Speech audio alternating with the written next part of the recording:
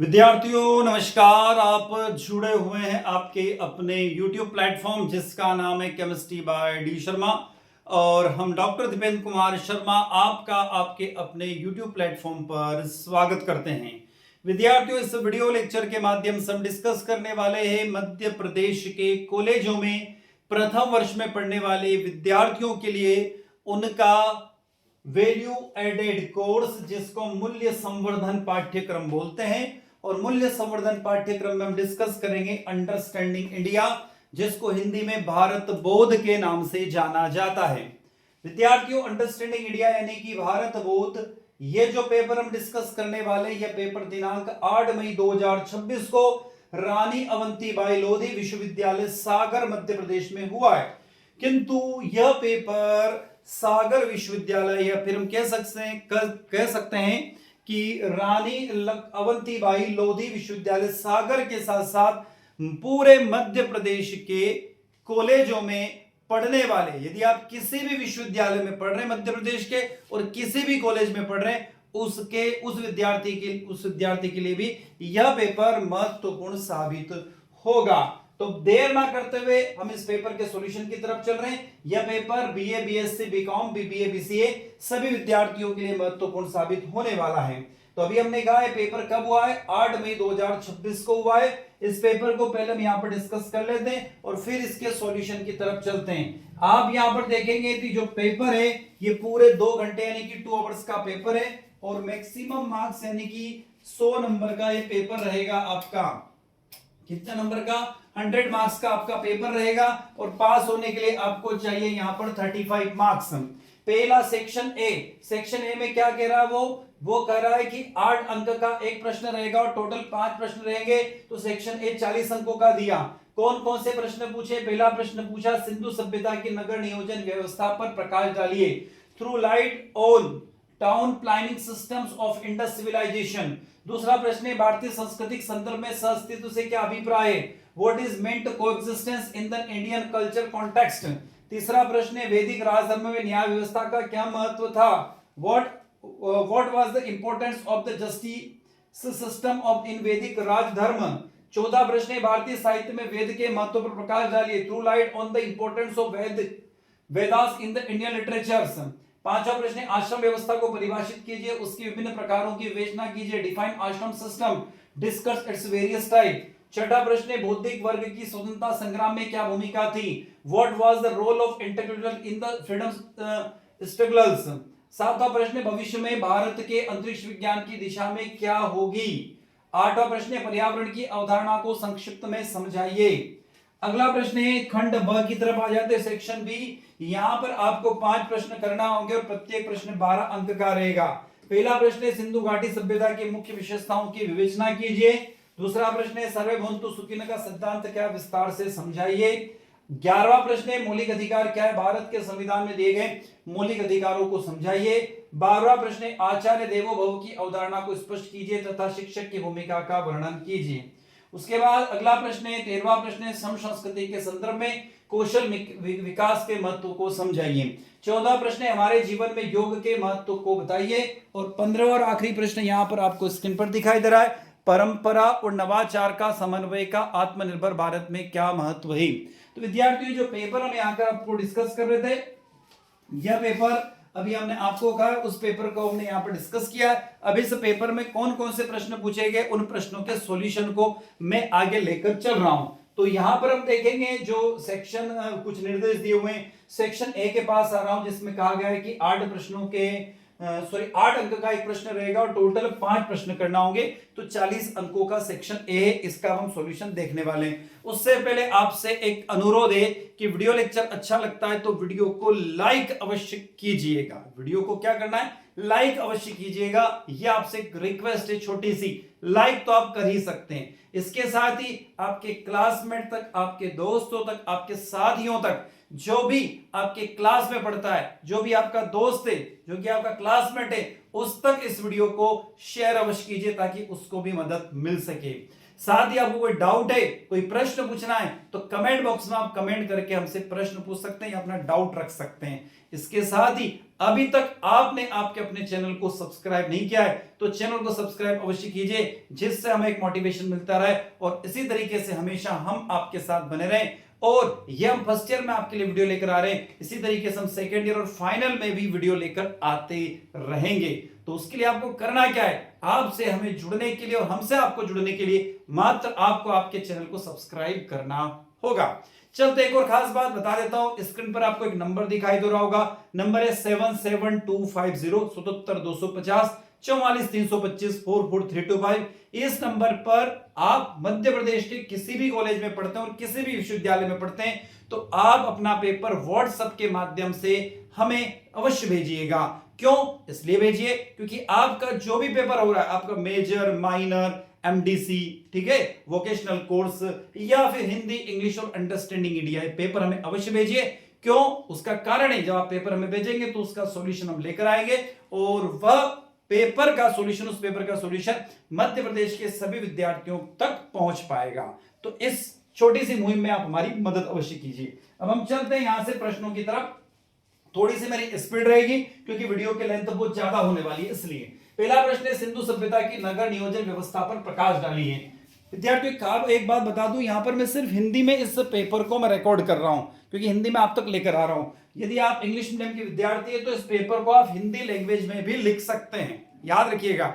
चाहे आपका medium English है पर इस पेपर को हिंदी में लिखा जा सकता है, ये मैं आपको छोटी सी बात बता रहा हूं। तो सिंधु सभ्यता की नगर नियोजन व्यवस्था पर प्रकाश डालिए। Town planning system of the Indus civilisation. तो सिंधु घाटी सभ्यता यानी इंडस वैली सिविलाइजेशन अपनी नगर नियोजन प्रणाली की एक विश्व भर में प्रसिद्ध है। यह उस समय की सबसे उन्नत और व्यवस्थित शहरी व्यवस्था थी। सिंधु घाटी सभ्यता की नगर योजना ही सिंधु सभ्यता की सबसे बड़ी विशेषता है। यहां पर क्या क्या विशेषता है, तो जालनुमा सड़कें व गलियां, सुनियोजित जल निकासी प्रणाली एवं पक्की ईंटों का प्रयोग आदि कई विशेषताएं सिंधु सभ्यता में देखने को मिलती हैं। सिंधु घाटी सभ्यता को हड़प्पा सभ्यता के नाम से भी जाना जाता है क्योंकि सभ्यता का सर्वप्रथम अवशेष हड़प्पा से प्राप्त हुआ है। सिंधु घाटी सभ्यता के हड़प्पा सभ्यता नगर नियोजन का वर्णन निम्नवत है। हम कुछ पॉइंट्स के द्वारा समझने की कोशिश करते हैं। पहला पॉइंट है, सिंधु घाटी सभ्यता या हड़प्पा सभ्यता में नगर की सड़कें एवं मकान सुनियोजित ढंग से बनाए जाते थे। मकान बनाने के लिए पक्की ईंटों का प्रयोग किया जाता था। आगे देखिए सेकंड पॉइंट, सिंधु घाटी की ईंटें एक निश्चित अनुपात में बनाई जाती थी। अधिकांश ईंटें आयताकार आकार में होती थी। ईंट की लंबाई, चौड़ाई व मोटाई का अनुपात 4:2:1 था। नगर दो भागों में विभाजित था, एक भाग छोटा लेकिन ऊंचाई पर बना हुआ था। नगर का दूसरा भाग कई अधिक बड़ा परंतु निचले स्तर पर बना हुआ था। इसको हम दुर्ग और निचले भाग को शहर के नाम थे। ऊंचा भाग दुर्ग कहलाता, दुर्ग जिसको हम लोग किले भी बोलते हैं। हम देखते हैं वर्तमान में आप जाओगे, राजस्थान में जाते हो, मध्य प्रदेश में, महाराष्ट्र में जाते हैं तो वहां पर हिल स्टेशन पर ऊंचाई पर आपको किले दिखते हैं और शहर नीचे स्थान पर दिखाई देते थे। दुर्ग को कच्ची ईंटों के चबूतरे पर बनाया जाता था, इसलिए ऊंचा होता था। दुर्ग को दीवारों से घेरा गया था, इसका अर्थ होता है इसे निचले शहर से अलग किया गया था। दुर्ग में खाद्य भंडार, गृह, महत्वपूर्ण कार्यशालाएं, धार्मिक इमारतें या जन इमारतें थी। निचले भाग के लोग रहा करते थे। हड़प्पा शहरों की सबसे अनूठी विशेषता इसकी जल निकासी प्रणाली थी। सड़कों तथा गलियों में जालनुमा में बनाया गया था। सड़कें सीधी थी पर एक दूसरे को समकोण पर काटती थी। ऐसा जान पड़ता है कि पहले नालियों के साथ गलियां बनाई गई थी और फिर उन्हें अगल बगल मकानों का निर्माण किया गया था। गलियां ईंटों तथा पत्थरों से ढकी होती थी जिनके निर्माण में नालियां ईंटों तथा पत्थरों से ढकी होती थी जिनके निर्माण में प्रमुखता ईंटों और मोटार का प्रयोग किया जाता। मोटार मतलब वर्तमान में जिसको सीमेंट बोलते हैं। कुछ जगह चूने और जिप्सम का भी प्रयोग होता था। सिंधु घाटी सभ्यता के दरवाजे और खिड़कियां सड़क की तरफ न खुलकर पीछे की तरफ खुलते थे, लेकिन लोथल में ऐसा नहीं मिलता है। मकान में स्नान घर यानी कि जिसको हम बाथरूम बोलते हैं वो भी उस दौरान हुआ करती थी। गली अथवा सड़कों के नजदीक बनाया जाता था। मोहनजोदड़ो विशाल स्नान घर भी हमें देखने को मिले हैं। तो मोहनजोदड़ो में एक विशाल स्नान घर मिला जो कि 11.88 मीटर लंबा और 7 मीटर चौड़ा और 2.43 मीटर गहरा था। संभवतः स्नान घर का प्रयोग अनुष्ठानिक स्नान के लिए होता है। अगला प्रश्न आता है, भारतीय सांस्कृतिक संदर्भ में सहअस्तित्व से क्या अभिप्राय है। तो भारतीय संस्कृति में सहअस्तित्व यानी कोएग्जिस्टेंस का अर्थ केवल साथ रहना मात्र नहीं है, बल्कि यह एक ऐसी गहरी जीवन पद्धति है जहां विविधता को स्वीकार और सम्मानित किया जाता है। इसका मूल मंत्र है जियो और जीने दो। भारतीय संदर्भ में इसके कुछ आयाम है। सबसे पहला पॉइंट है वसुधैव कुटुंबकम।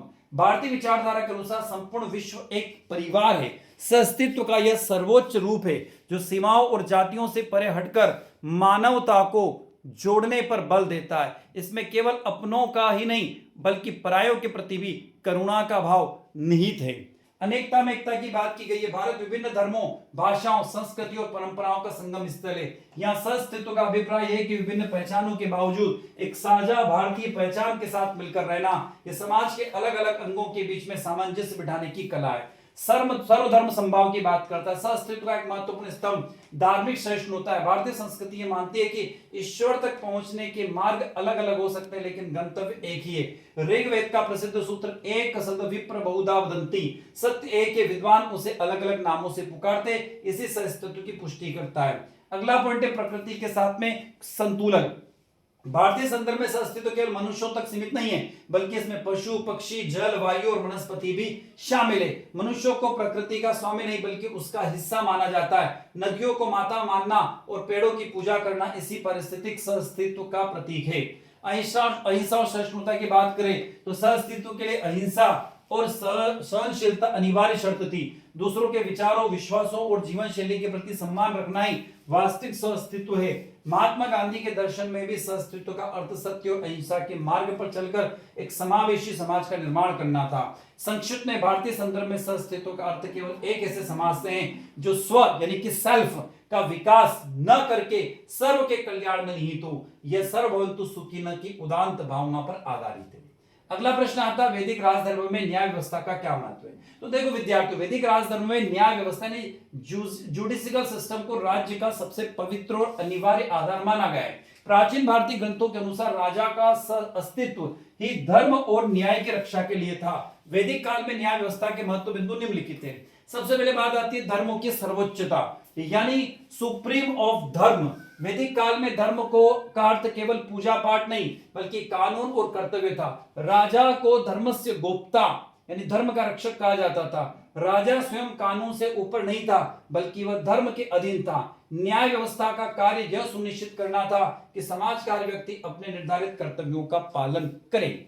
दंड का सिद्धांत, न्याय व्यवस्था में दंड का अत्यंत महत्वपूर्ण सिद्धांत था। मनुस्मृति और अन्य वैदिक साहित्य में के अनुसार दंड ही वह शक्ति है जो समाज में व्यवस्था बनाए रखती है। यदि न्यायपूर्ण दंड की व्यवस्था ना हो तो मत्स्य न्याय जहां शक्तिशाली व्यक्ति कमजोर को दबाता है की स्थिति उत्पन्न हो जाती है।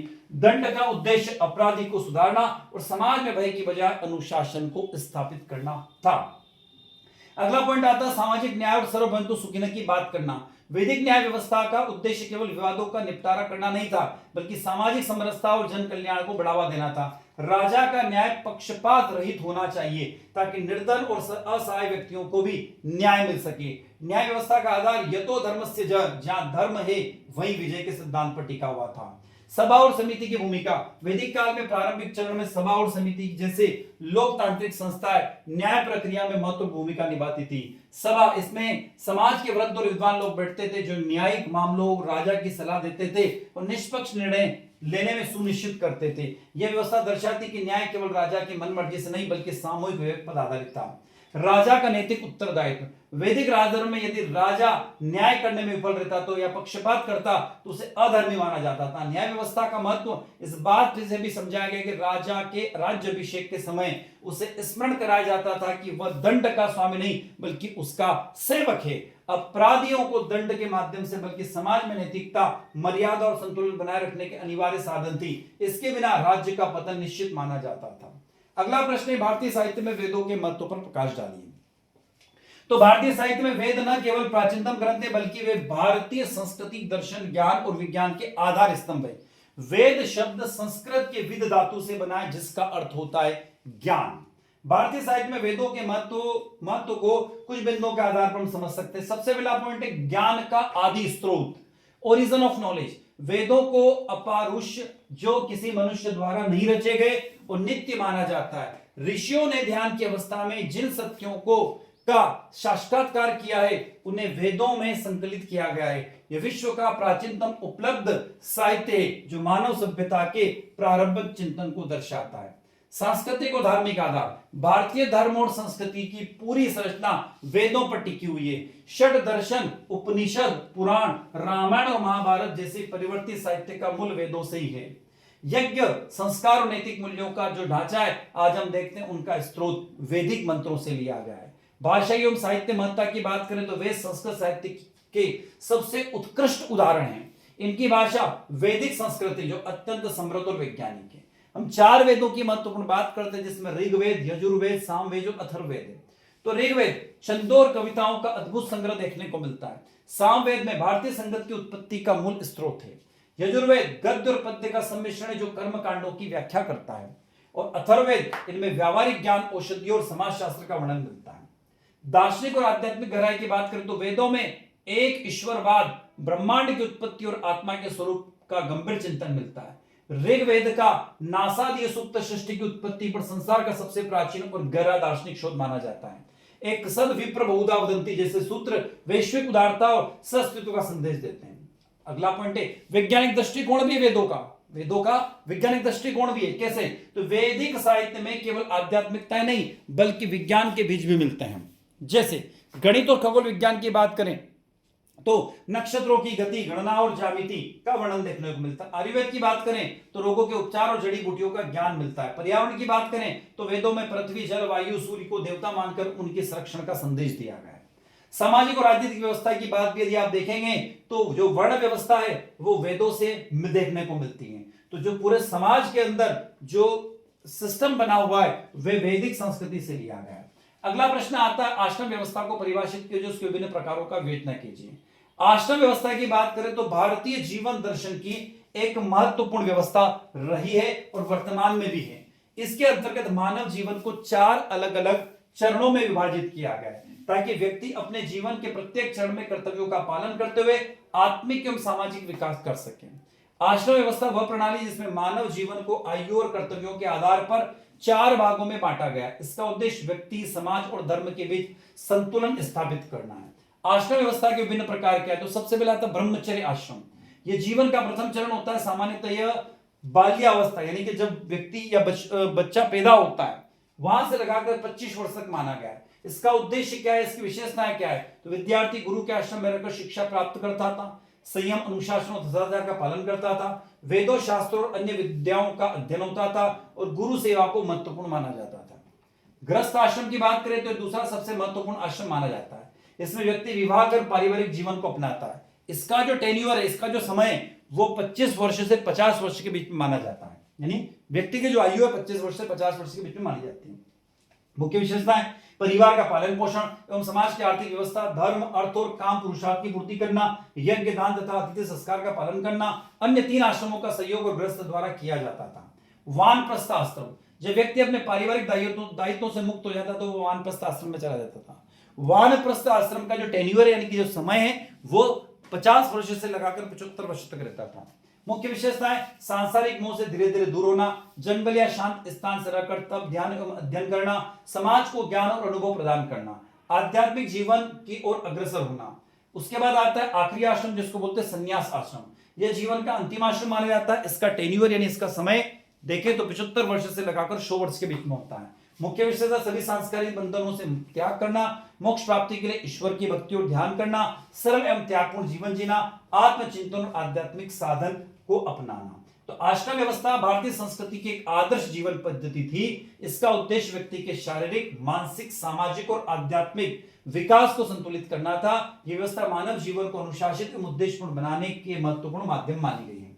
अगला प्रश्न आता है बौद्धिक वर्ग की स्वतंत्रता संग्राम में क्या भूमिका थी? तो बौद्धिक वर्ग की क्या भूमिका थी? तो भारतीय स्वतंत्रता संग्राम में बौद्धिक वर्ग की भूमिका अत्यंत निर्णायक और आधारभूत थी। इस वर्ग में मुख्य रूप से वकील, शिक्षक, पत्रकार, लेखक और डॉक्टर शामिल थे जिन्होंने भारतीय जनमानस की सोई हुई चेतना को जगाने का कार्य किया। इसको कुछ पॉइंट्स के बेसिस पर समझे। पहला पॉइंट, वैचारिक आधार प्रदान करना। बौद्धिक वर्ग ने एक सबसे पहले यह समझा कि ब्रिटिश शासन भारत का आर्थिक और सांस्कृतिक शोषण कर रहा है। दादाभाई नौरोजी जैसे विचारकों ने अपनी पुस्तक poverty and the un British rule in India के माध्यम से धन के निष्कासन का सिद्धांत दिया। इसमें सामान्यतः जनता को यह समझाने में मदद की कि भारत की गरीबी का मुख्य कारण अंग्रेज रहे हैं। सेकंड पॉइंट, राष्ट्रीय चेतना का जागरण। बौद्धिक वर्ग ने पश्चिमी शिक्षा और उदारवादी विचारों का अध्ययन किया और उन्हें भारतीय संदर्भ में लागू किया। उन्होंने समाचार पत्रों, पत्रिकाओं और साहित्य के माध्यम से राष्ट्रवाद की भावनाओं का प्रसार किया। बाल गंगाधर तिलक ने केसरी और मराठा के जरिए जनता में स्वराज की अलग जगाई। बंकिम चंद्र चटर्जी ने आनंद मठ और वंदे मातरम ने क्रांतिकारियों को ऊर्जा दी। राजनीतिक संगठनों का नेतृत्व की बात करें तो भारतीय राष्ट्रीय कांग्रेस 1885 की स्थापना और उसके शुरुआती चरणों में नेतृत्व मुख्य रूप से इसी वर्ग से किया। उमेश चंद्र बनर्जी, सुरेश चंद्रनाथ बनर्जी, गोपाल कृष्ण गोखले और बाद में महात्मा गांधी, जवाहरलाल नेहरू और सरदार वल्लभ भाई पटेल सभी उच्च शिक्षित और बौद्धिक पृष्ठभूमि से थे। इन्होंने ब्रिटिश सरकार के सामने संवैधानिक तरीके से अपनी मांगे रखी। कुरीतियों के विरुद्ध सुधार आंदोलन। स्वतंत्रता के संघर्ष को सफल बनाने के लिए समाज को मजबूत होना आवश्यक था। राजा राम मोहन राय, स्वामी दयानंद सरस्वती और ज्योतिबा फुले जैसे समाज सुधारकों ने सती प्रथा, छुआछूत और अशिक्षा के विरुद्ध अभियान चलाया। उन्होंने स्पष्ट किया है कि जब तक समाज में आंतरिक रूप से स्वतंत्रता और संगठित नहीं होगी तब तक बाहरी स्वतंत्रता प्राप्त करना कठिन होगी। अंतरराष्ट्रीय मंच पर भी भारत का पक्ष रखा। शिक्षित भारतीय ने विदेश में जाकर भारतीय स्वतंत्रता के बारे में पक्ष रखा। जैसे शिकागो व्याख्यान में स्वामी विवेकानंद जी ने अपना लोहा मनवाया। भीखाजी कामा ने अंतरराष्ट्रीय मंत्र पर भारतीय ध्वज को फहराया। श्याम जी कृष्ण वर्मा और लालचंद हरदयाल जैसे बुद्धिजीवियों ने विदेशों से क्रांतिकारी गतिविधियों का संचालन किया। कानूनी और रणनीतिक सहयोग की बात करें तो ब्रिटिश अदालतों में क्रांतिकारियों और सत्याग्रहियों को बचाव करने के लिए वकीलों के एक बड़े समूह जैसे कि मोतीलाल नेहरू, सीआर दास ने अपने प्रैक्टिस छोड़ दी। यहां तक कि वो निशुल्क उन्होंने केस लड़े। उन्होंने ब्रिटिश कानून की खामियों का उपयोग करके शासन को चुनौती दी। बौद्धिक वर्ग ने स्वतंत्रता संग्राम को केवल एक सशक्त विद्रोह या भावात्मक विद्रोह तक सीमित नहीं रखने दिया बल्कि तार्किक, संगठित और वैश्विक आंदोलन बना दिया। उन्होंने भारतीयों को सब्जेक्ट से सिटीजन बनाने की प्रक्रिया शुरू की जो अंततः 1947 की आजादी का आधार बनी। अगला प्रश्न आता है, भविष्य में भारत की अंतरिक्ष विज्ञान की दिशा क्या होगी। अगले प्रश्न की तरफ चलते हैं। तो अगला प्रश्न हमारा, भारतीय अंतरिक्ष अनुसंधान संगठन इसरो के नेतृत्व में भारत का अंतरिक्ष विज्ञान लगातार नई ऊंचाइयों की ओर बढ़ रहा है। भविष्य में भारत के अंतरिक्ष कार्यक्रम केवल उपग्रह प्रक्षेपण तक सीमित नहीं रहेंगे बल्कि मानव अंतरिक्ष यात्रा, चंद्र एवं ग्रहों की खोज, अंतरिक्ष तकनीक और वैश्विक सहयोग के क्षेत्र में महत्वपूर्ण भूमिका निभाएंगे। भविष्य में भारत के अंतरिक्ष विज्ञान की दिशा, मानव अंतरिक्ष मिशन। भारत का गगनयान मिशन भविष्य की सबसे महत्वपूर्ण परियोजनाओं में से एक है। इसके माध्यम से भारतीय अंतरिक्ष यात्री अंतरिक्ष में भेजे जाएंगे। इससे भारत उन चुनिंदा देशों में शामिल होगा जिनके पास मानव अंतरिक्ष उड़ान क्षमता है। चंद्र और ग्रहों की खोज। चंद्रयान कार्यक्रम की सफलता के बाद भारत भविष्य में चंद्रमा पर और अधिक वैज्ञानिक अनुसंधान करेगा।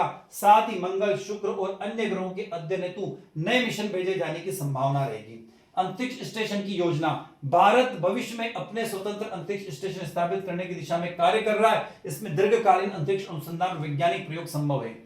उपग्रह और संचार तकनीकी का विकास। भविष्य में अधिक उन्नत संचार, मौसम पूर्वानुमान, कृषि, शिक्षा और रक्षा संबंधी उपग्रह विकसित किए जाएंगे। इसमें देश की डिजिटल और तकनीकी क्षमता बढ़ेगी। निजी क्षेत्र की भागीदारी की बात करें तो भारत में निजी कंपनियां भी अंतरिक्ष क्षेत्र में प्रवेश कर रही है। इसमें नवाचार, रोजगार और टेक्निकल विकास को बढ़ावा मिलेगा।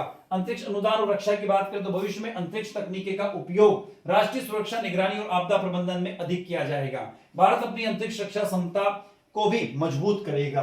वैश्विक सहयोग की बात करें तो भारत अन्य देशों और अंतरराष्ट्रीय संस्थाओं के साथ मिलकर संयुक्त अंतरिक्ष मिशनों में भाग लेगा। इसमें वैज्ञानिक ज्ञान और तकनीकी सहयोग बढ़ेगा। भारत का अंतरिक्ष विज्ञान उज्जवल भविष्य की ओर अग्रसर है।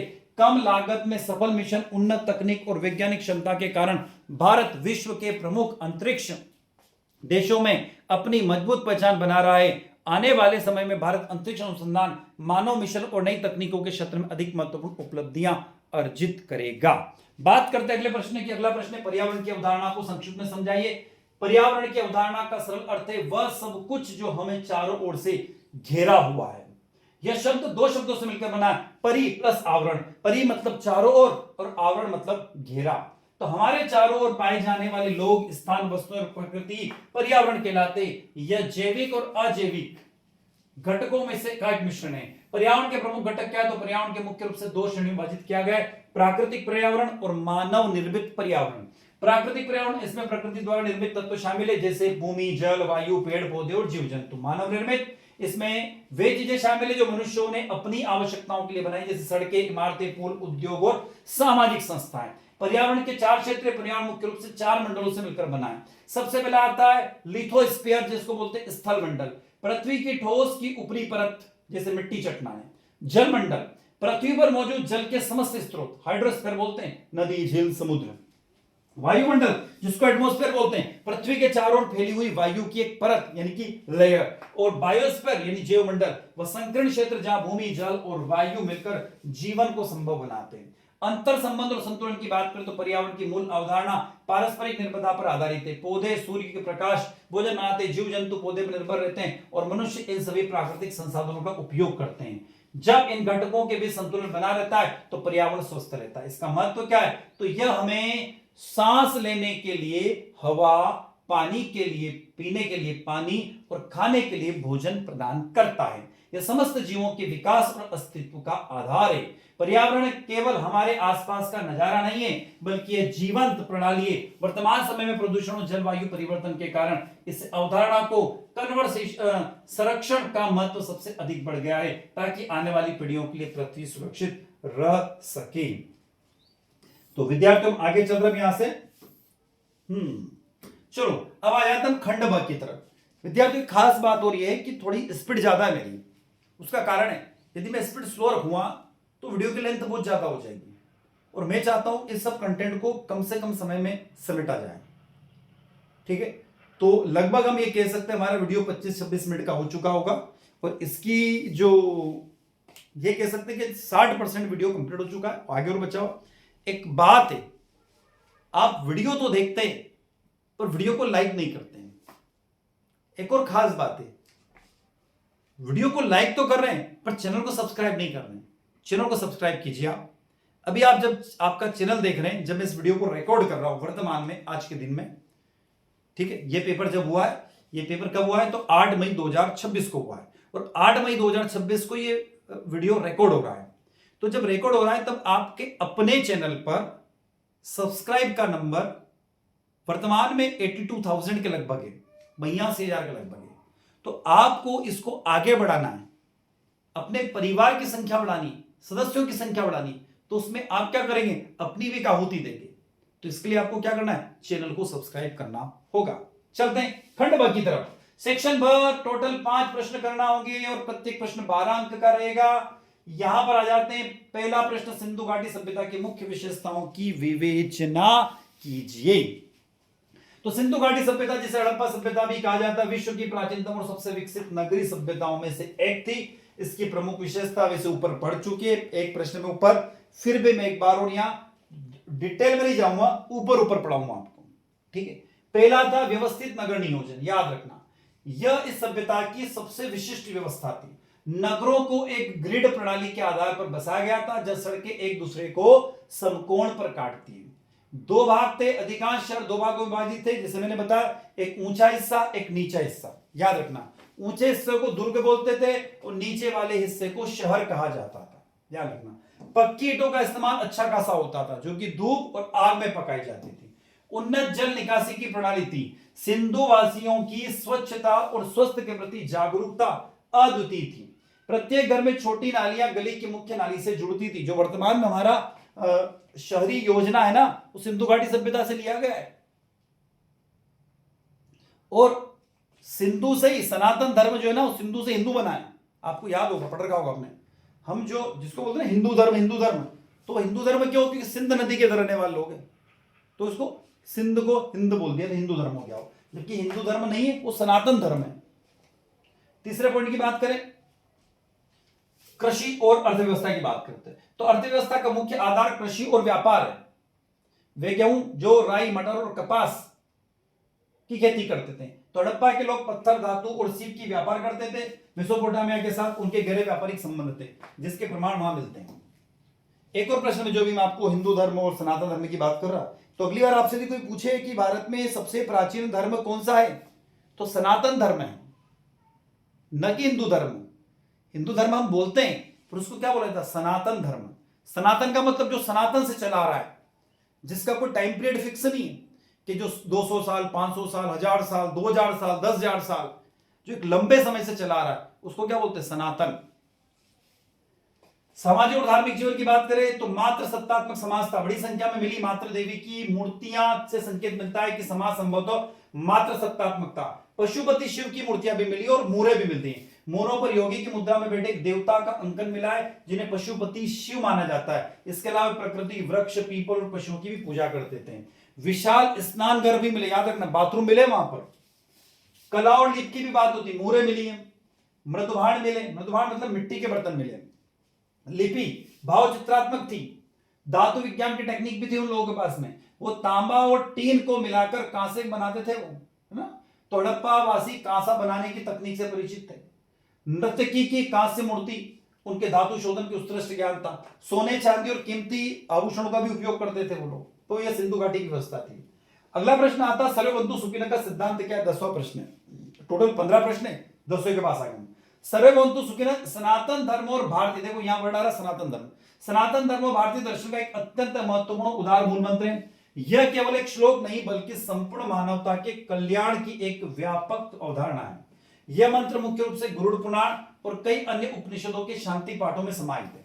इसका पूरा मंत्र क्या है? तो सर्वे भवन्तु सुखिनः, सर्वे सन्तु निरामय, सर्वे भद्राणि पश्यन्तु मा कश्चित् दुःख भाग् भवेत्। अर्थ, सर्वे भवन्तु सुखिनः का होता सभी सुखी हो, सर्वे सन्तु निरामया सभी निरोग हो मतलब रोग मुक्त हो, सर्वे भद्राणि पश्यन्तु मतलब सभी का कल्याण हो मतलब सभी के साथ में अच्छा हो, और मा कश्चित् दुःख भवेत् तो किसी भी प्रकार का दुख ना मिले। इस सिद्धांत की मुख्य विशेषता क्या है? वसुदेव कुटुंबकम का विस्तार करता है मंत्र सर्वभूतु सुखिनः। यह सिद्धांत किसी विशेष धर्म, जाति, देश या लिंग तक सीमित नहीं है।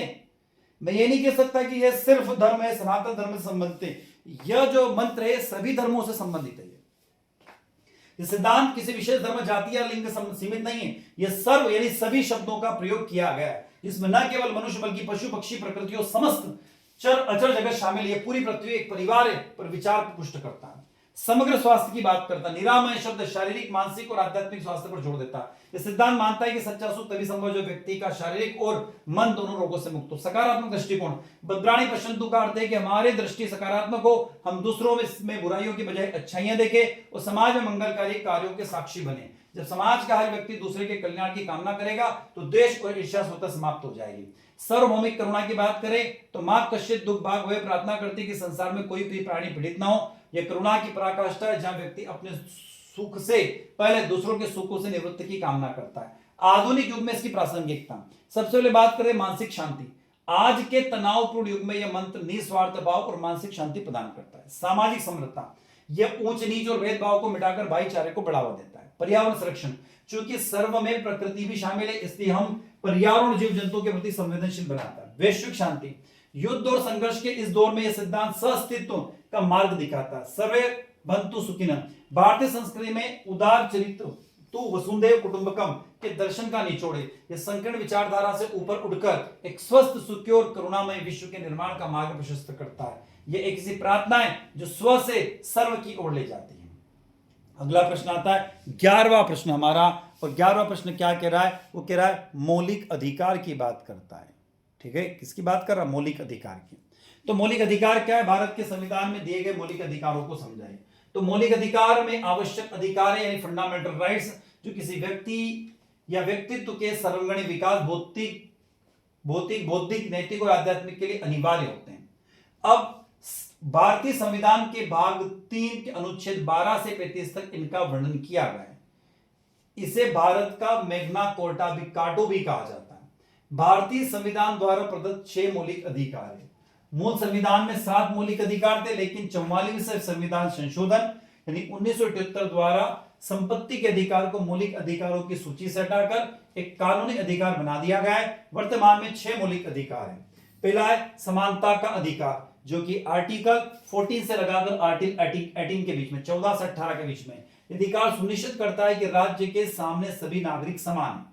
कानून के समक्ष समानता की बात करता है। कानून के सामने सब बराबर है। भेदभाव का निषेध करता है। धर्म, मूल, वंश, जाति, लिंग या जन्म स्थान के आधार पर भेदभाव नहीं किया जाएगा। अवसर की समानता, सार्वजनिक रोजगार के मामले में सभी को समान अवसर है।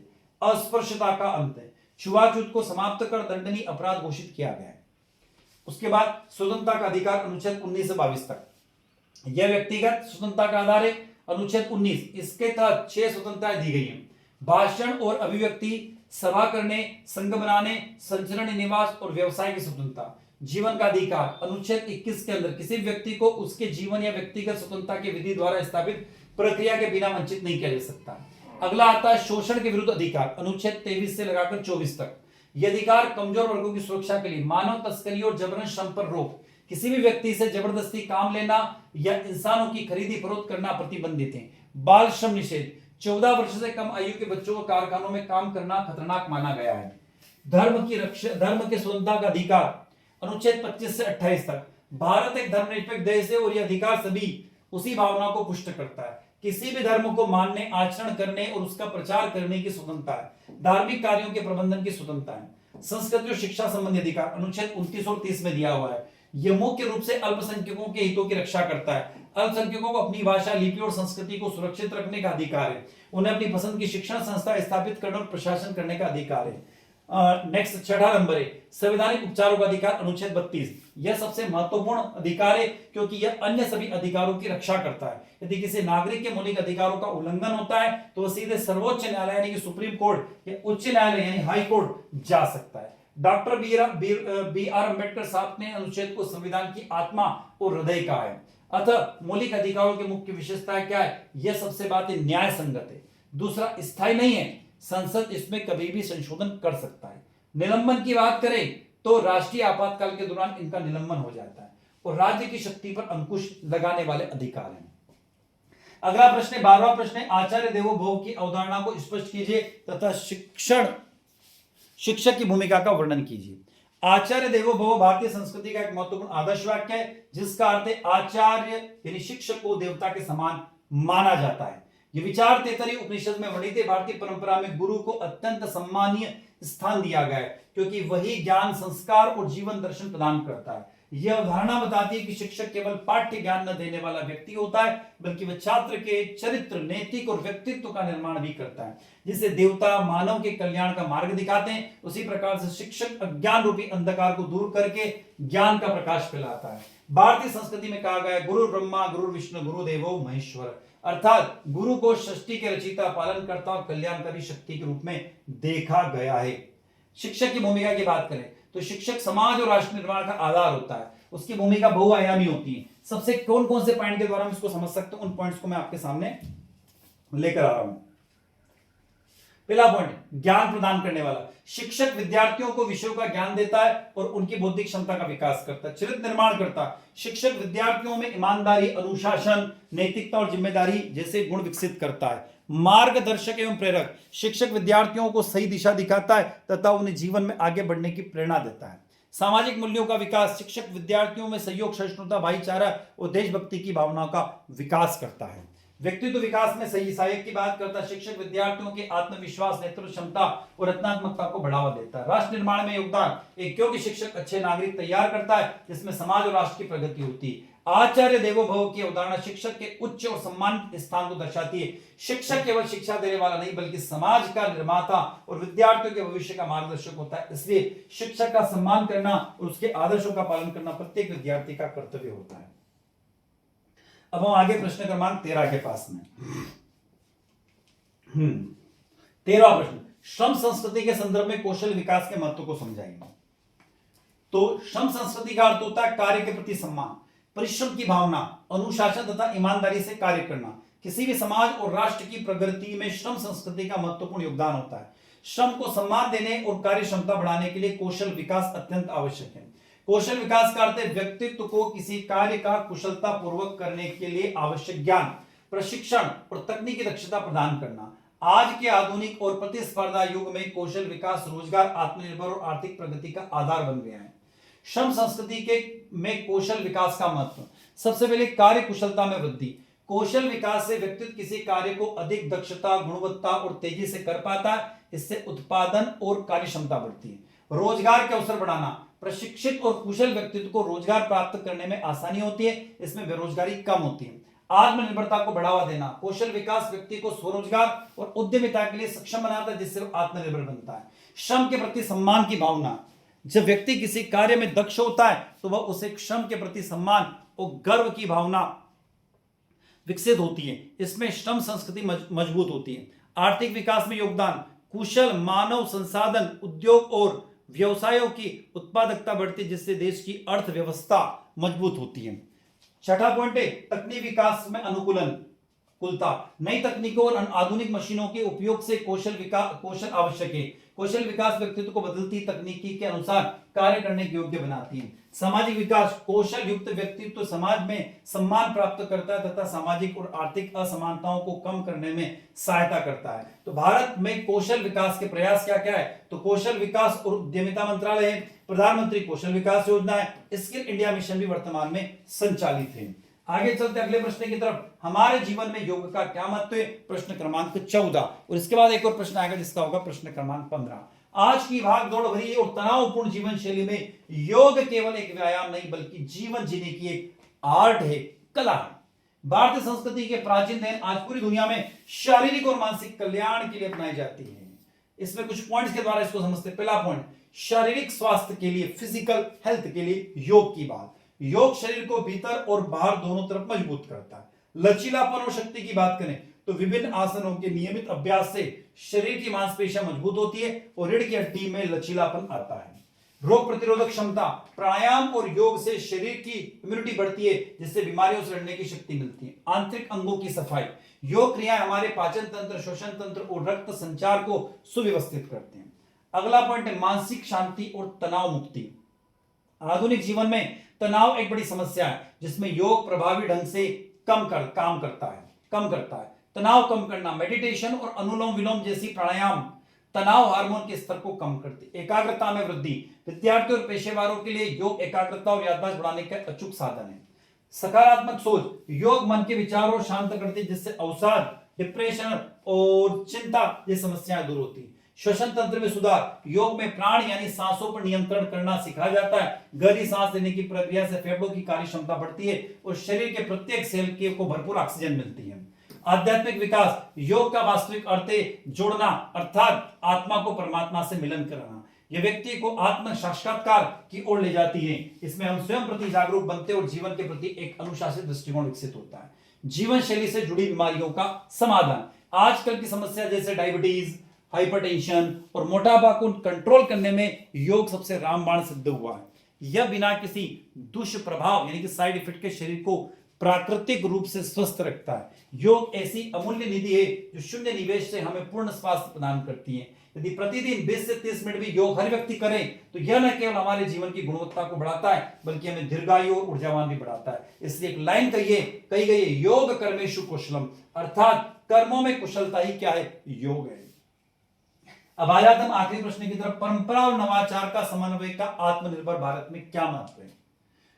What is the importance of integrating traditions and the innovation in self-reliant India?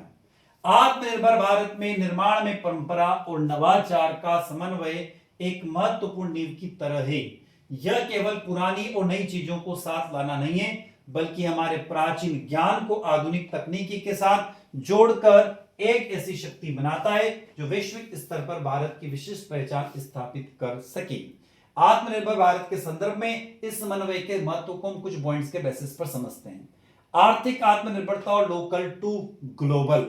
मैं लोकल फॉर वोकल नहीं बोल रहा हूं, मैं लोकल टू ग्लोबल बोल रहा हूं।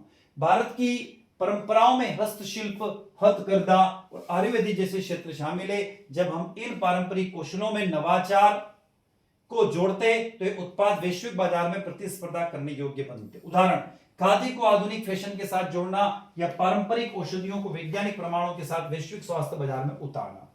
कृषि क्षेत्र में सुधार, एग्रीकल्चर इनोवेशंस। भारत एक कृषि प्रधान देश है जहां खेती के पारंपरिक तरीके सदियों से चले आ रहे हैं। समन्वय की बात करें तो जब हम पारंपरिक जैविक खेती को ड्रोन तकनीक, सॉइल हेल्थ कार्ड और स्मार्ट इरिगेशन जैसे नवाचारों से जोड़ते हैं तो लागत कम होती है और पैदावार बढ़ती है, किसानों के आर्थिक रूप से आत्मनिर्भर बनाती है। भारतीय ज्ञान प्रणाली और आधुनिक शिक्षा। राष्ट्रीय शिक्षा नीति 2020 परंपरा और नवाचार के मेल के सबसे बड़ा उदाहरण है।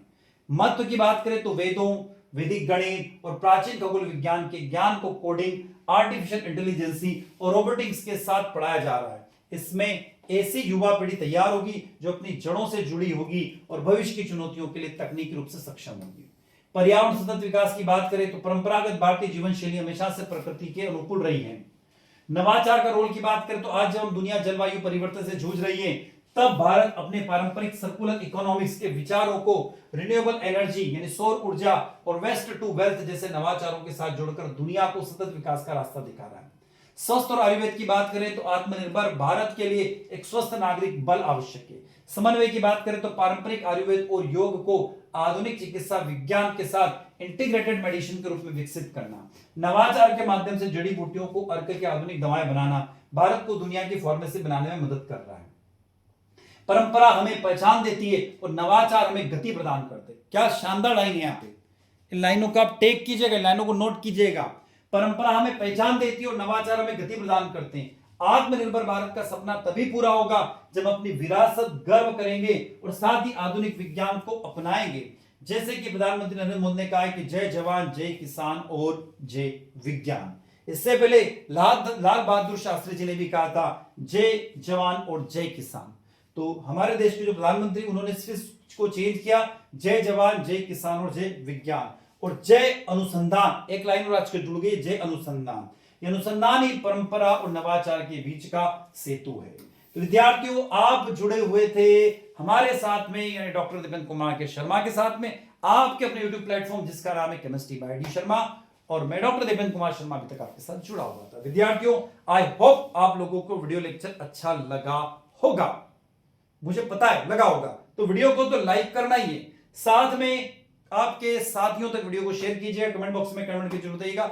और अभी तक आपने आपके अपने चैनल को सब्सक्राइब नहीं किया तो जाते जाते चैनल को सब्सक्राइब करते अवश्य जाइए। एक और खास बात, मैंने एक नंबर बताया था, नंबर वापस लिख रहा हूं। नंबर है 77 250 44 325। इस मोबाइल नंबर को आपके मोबाइल में सेव कर लीजिए। जब भी आपको कोई डाउट है व्हाट्सएप के माध्यम से हमें संदेश भेज सकते हैं और आपका पेपर इस नंबर पर हमें जरूर भेजिए। तो मैं आपसे विदा लेता हूं, नए वीडियो के साथ में पुनः आपसे मुलाकात होगी। तब तक जय हिंद जय भारत।